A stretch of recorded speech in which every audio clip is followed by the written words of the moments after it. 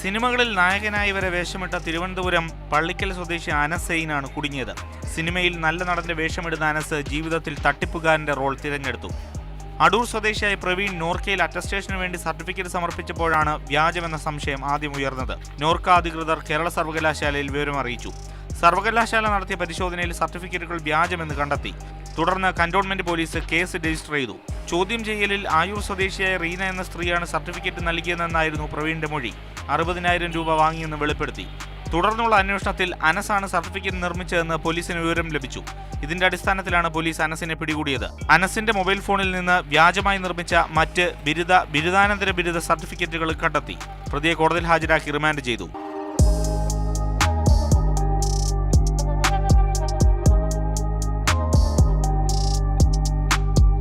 Mathrubhumi news, Thiruvananthapuram.